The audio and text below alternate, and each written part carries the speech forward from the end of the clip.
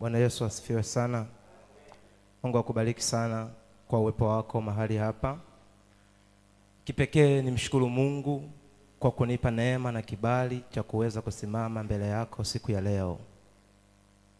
Lakini pia nishukuru madhabahu yetu kuu, baba pamoja na mama, maaskofu wote wasaidizi. Lakini shukrani zangu za pekee pia nizitoe kwa watumishi wa Mungu, wachungaji na wazee wa kanisa ambao waliweza kuruhusu nisimame mbele yako siku ya leo. Haleluya, watu wa Mungu. Tunaendelea na lile somo letu linalosema kanuni au maarifa ya kiongozi.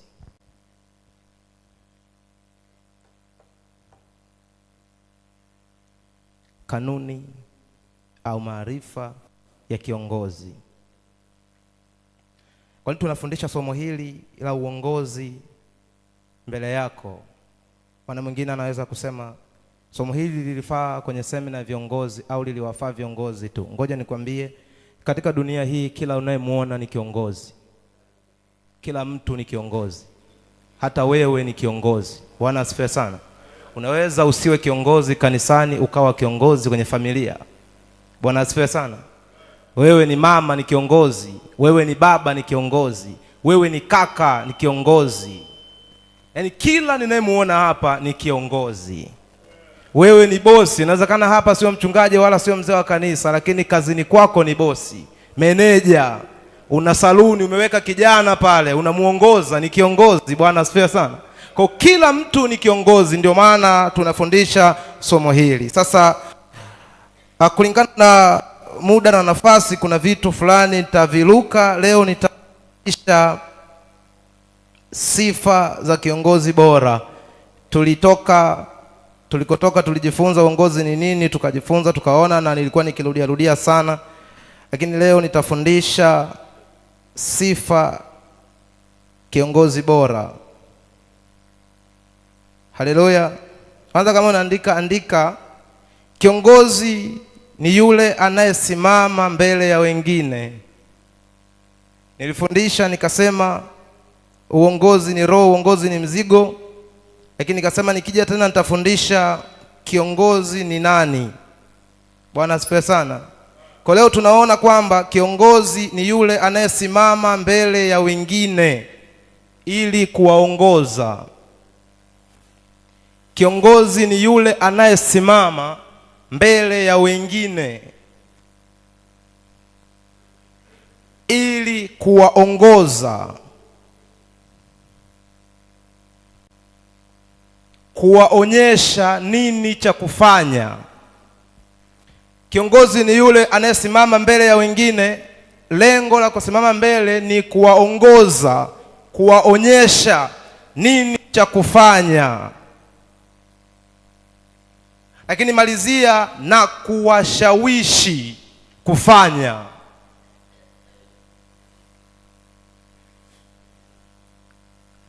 Bwana asifiwe sana. Sasa hapa kwenye pointi hii tunaona sifa mbili za kiongozi bora, kwa sababu kiongozi anatakiwa asimame mbele. Haleluya. Tunaona sifa mbili. Sifa ya kwanza kabisa, kiongozi ni lazima awe mstari wa mbele.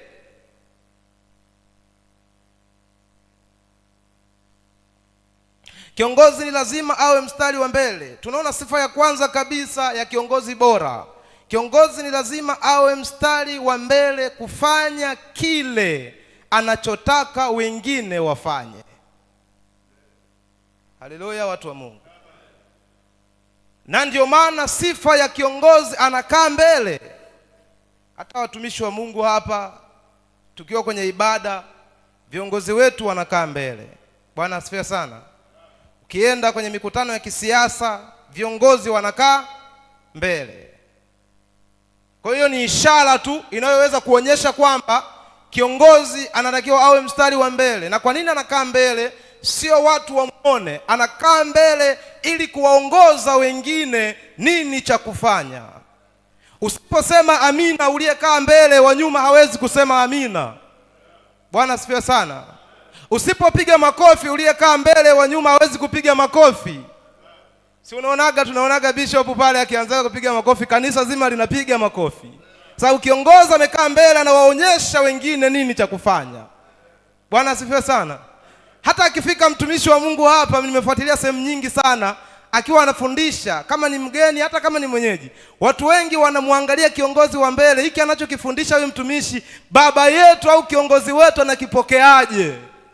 Na kwa kuwa watoto humfahamu baba, watoto wakikaa wanamtazama baba, wanajua baba hiki anakipokea vizuri au vibaya. Haleluya, watu wa Mungu.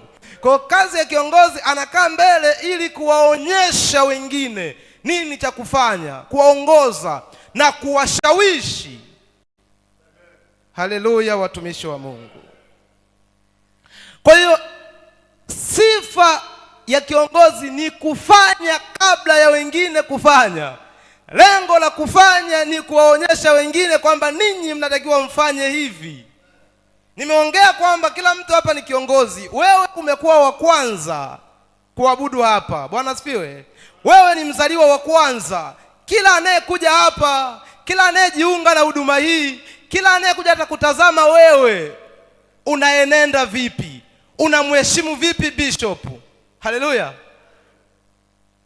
Hivi mtu anakuja, anamuona mtumishi wa Mungu Pastor Mwambola anafanya usafi, mimi lazima nijiulize, mimi ni nani hata nisifanye usafi kama mchungaji anadeki kanisa? Huyo ndio kiongozi bora. Haleluya, watu wa Mungu. Hivi mtu akikuona wewe unafanya jambo, hata anajiuliza, mimi ni nani hata nisifanye?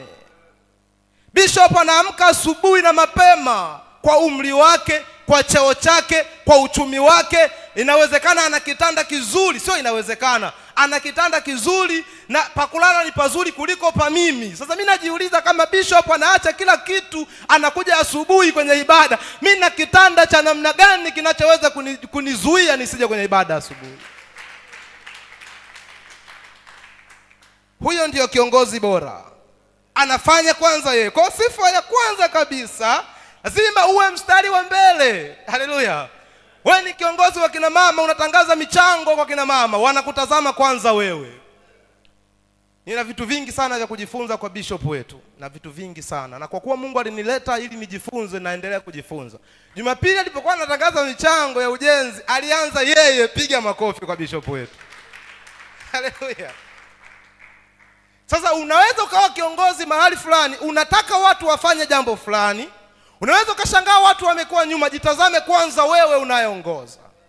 Na ngoja nikwambie, jambo lolote ambalo linatakiwa lifanyike na likashindikana kufanyika, 70% mpaka 80% inakuwa ni makosa ya kiongozi anayelisimamia hilo jambo.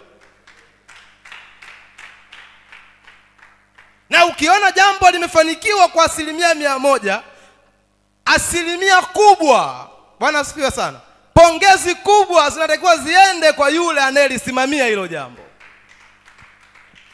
Kwa wewe unaongoza wengine kufanana kutazama wewe ni mama.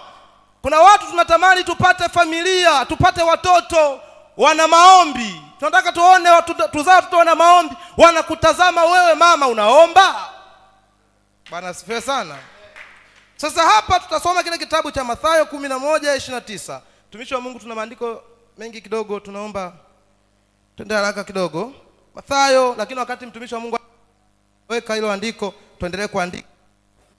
Hiyo ni Mathayo 11:29. Mathayo 11:29. Na hii sifa, nikwambie, ya kufanya kwanza ili wengine wafanye, tunamuona kiongozi wetu mkuu ambaye ni Mungu anayo. Haleluya. Asilimia kubwa nimemfuatilia Mungu, maagizo yote aliyomwagiza mwanadamu kufanya, yeye ni wa kwanza kufanya. Alipoagiza tupendane, yeye anatupenda. Alipoagiza kutoa sadaka, yeye alikuwa wa kwanza kutoa sadaka. Haleluya. Edeni, dhambi ilipoingia, Adamu na Hawa walipoanguka, Mungu alitoa sadaka ya mnyama, akachinja, akatoa vazi, akamvalisha mwanadamu. Ilikuwa ni sadaka. Lakini mwanadamu alipoasi, Mungu akatoa sadaka kubwa. Sema ni mwanae wa pekee anayempenda. Haleluya, Bwana asifiwe sana. Inawezekana Abrahamu angemuuliza Mungu, wewe Mungu unataka mimi nitoe sadaka mwanangu mpendwa, wewe umetoa nini? Unajua kuna wakati unaweza ukawa unaongoza wengine ni majasiri, ukiagiza kitu wanakuuliza. Kwa Mungu alikuwa wa kwanza, chochote ambacho Mungu amekuagiza yeye anakuwa wa kwanza kufanya. Tumishi wa Mungu tayari? Sikiliza Mathayo, huyu ni kiongozi Yesu. Haleluya. Ndio kiongozi wetu mkuu kwenye wokovu. Anasema hivi, jitieni nira yangu, mjifunze kwangu, kwa kuwa mimi ni mpole na mnyenyekevu wa moyo, nanyi mtapata raha nafsini mwenu. Haleluya. Yesu anasema jifunzeni kwangu. Yesu anatutaka tuwe wapole, yeye mwenyewe ni mpole. Anapotuagiza unyenyekevu, yeye mwenyewe ndio mnyenyekevu wa kwanza. Haleluya, mshangilie Yesu. Huyo ndio kiongozi bora. Lakini tuangalie kile kitabu cha Lawi 11:44.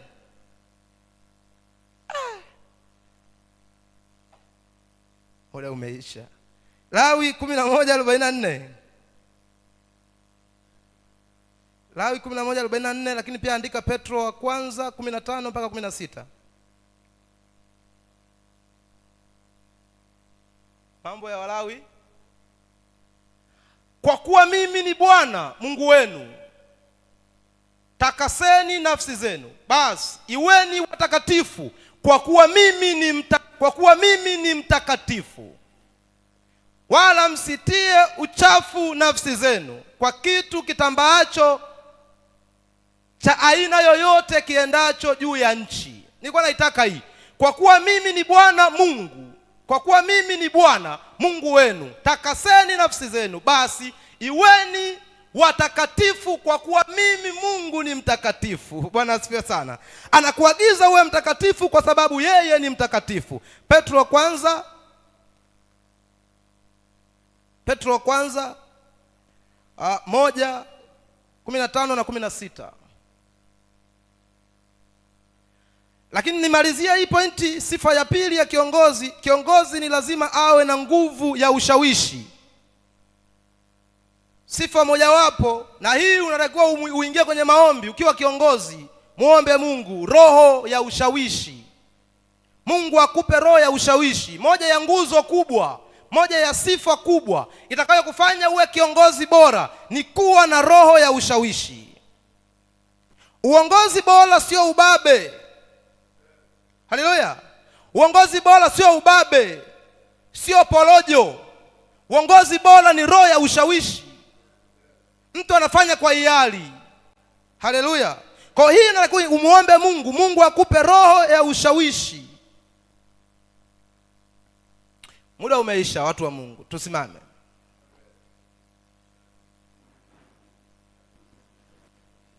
Sikiliza, unapokuwa kiongozi, mwambie Mungu, nipe roho ya ushawishi. Ni washawishi watu. Na ndio maana nilisema mwanzo, unatakiwa ufanye. Unawashawishi vipi? Sio kwa ubabe wala kwa porojo. Vile unavyofanya, tunataka tutoe mchango, mimi nitatoa 2,000,000. Unawashawishi kwa maneno yako. Unawashawishi kwa wewe kufanya. Wanapokuona unafanya. Baba, ninakushukuru kwa neema yako na ukuu wako. Umenifanya mtumishi wako nikasimama leo. Asubuhi ya leo nimefundisha. Naomba Bwana Yesu kanitumie tena vile utakavyopenda. Asante na kushukuru kwa nafasi hii. Mtu huyu ni wa thamani sana. Haya ambayo Bwana nimemfundisha, ninaomba yakasimame na kujengeka kwenye moyo wake. Akawe kiongozi bora. Wengine wako mbali wanatutazama, wengine wako nje kabisa ya nchi. Naomba kila aliyesikia ujumbe huu Bwana ukampe neema na akafanye sawa sawa na alivyofundisha. Na Bwana ukamfundishe zaidi. Katika jina la Yesu. Amen. Amen. Asante.